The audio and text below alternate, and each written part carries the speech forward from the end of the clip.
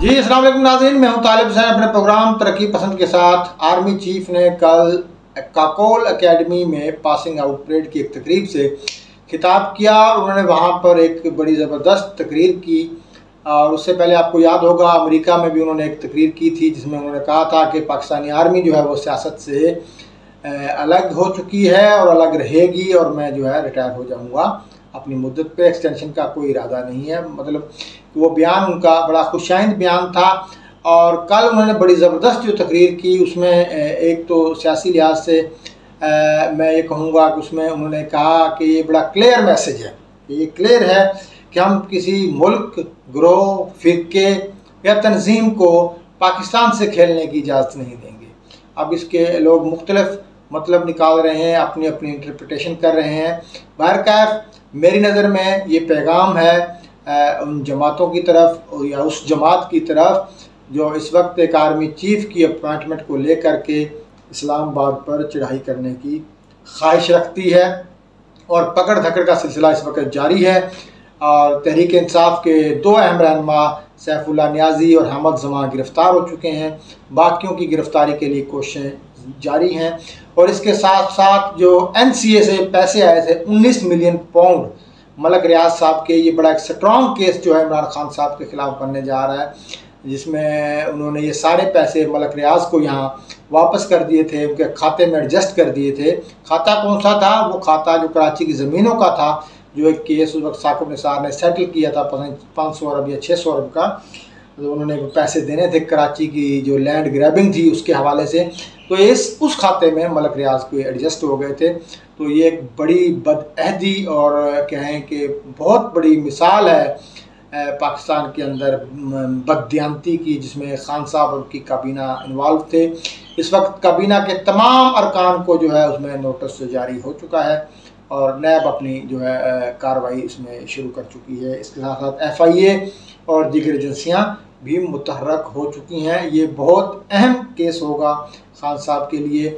और इसी तरीके से दूसरी जो कार्रवाइयाँ हैं उसमें उन्होंने जो ज़मीन अलाट की थी जो उसके हवाले से अलकादर ट्रस्ट के उसमें लेन देन में जो फ़राग होगी इन्वॉल्व थी और मलक रियाज को जो इस्लामाबाद में और दीगर जगहों पर रियायतें दी गई, उस हवाले से भी चीज़ें चल रही हैं। और अलीमा खां को नमाकोट लिया में 5200 कनाल अराजी जो अलाट की गई, उसकी की भी तहकीकात हो रही है।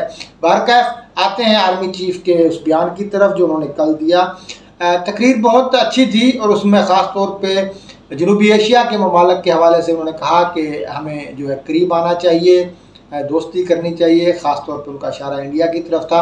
आपको याद होगा कि ये जो चीफ़ हैं कमर जावेद बाजवा साहब, हम हमेशा इनके ख़िलाफ़ बातें करते रहे हैं, इनसे इख्तलाफ रखते रहे हैं, लेकिन इनके दौर में एक संजीदा कोशिश की गई थी कि पाकिस्तान और इंडिया जो है वो करीब आएँ और इनके दरमियान ट्रेड हो। और इमरान खान साहब ने उनकी इस बात को रिबट किया था, ठीक है ना। पहले हुकूमत ने ऐलान किया कि हाँ हम इंडिया के साथ ट्रेड करने जा रहे हैं, फिर 2 दिन बाद ही वो चूँकि लोगों ने कहा जी इससे तो हमारी सियासत को नुकसान पहुँचेगा पाकिस्तान में, तो उन्होंने अपनी सियासत बचाई, पाकिस्तान को बचाना मुनासिब ना समझा, तो और उन्होंने इससे जो है वो वापस हो गए, फ्रंट बैक फुट पे चले गए। और ये जो मैं कहता हूँ कि ये आइडियल सिचुएशन थी पाकिस्तान में, ऐसी सिचुएशन किसी को नसीब नहीं हुई जो इमरान खान को नसीब हुई कि उनको ISI की सपोर्ट थी, उनको चीफ ऑफ आर्मी स्टाफ की सपोर्ट थी। उन्होंने अपने तई बड़ी कोशिश की, बड़ी नैपियाँ बदली, बड़े पैम्पर बदले खान साहब के, मगर खान साहब चूँकि वो चलना सीखना ही नहीं चाहते थे, उनकी तरजीहात कुछ और थी और इसकी वजह से उनको शदीद नुकसान भी पहुँचा।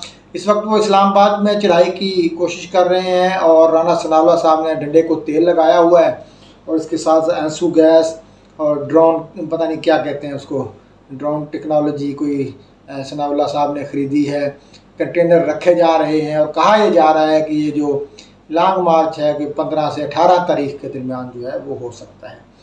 अच्छा, इस सूरत हाल के अंदर हमारे कुछ जो साथी हैं वो ये तज्जिया भी कर रहे हैं कि अगर हुकूमत और अपोजिशन के दरमियान यही तनाव रहा और इमरान खान खुदा न खास्ता जिस तरह वो कह रहे हैं अगर इस्लामाबाद आ गए और उन्होंने इमारतों को नुकसान पहुंचाया तो ये मार्शल लॉ का भी ख़तरा है।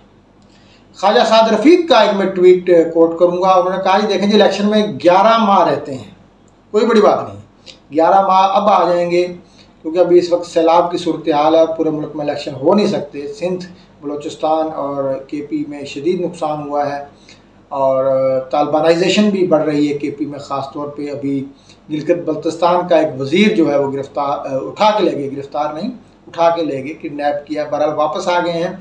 स्वात में भी सूरत हाल है, सैलाब की सूरत हाल है, बारिशों की सूरत हाल है, तो इलेक्शन फ़िलहाल मुनासिब नहीं है। इसी तरह लॉन्ग मार्च भी मुनासिब नहीं है। खान साहब, आपका अपना सूबा जो केपी है वो इस वक्त डूबा हुआ है और सिंध डूबा हुआ है, आप अवाम को क्या जवाब देंगे? तो ख्वाजा साद रफ़ीक साहब ने कहा कि 11 माह रहते हैं इलेक्शन को। अगर इमरान खान ने आकमत अंदेशी ना दिखाई और मतलब अक्लमंदी का मुजाहरा ना किया तो ये इलेक्शन 11 साल के लिए भी डिले हो सकता है। ये बहुत बड़ा स्टेटमेंट है। यकीनन किसी इन्फॉर्मेशन की बुनियाद पे होगा, उनकी अपनी असेसमेंट होगी। बड़े जहाँ दीदा दबंग पॉलिटिशियन हैं ख्वाजा साद रफ़ीक साहब, और बड़ी मतलब नोकदार किस्म की गुफ्तगू करते हैं, काट देने वाली गुफ्तगू करते हैं। तो उन्होंने ये कहा है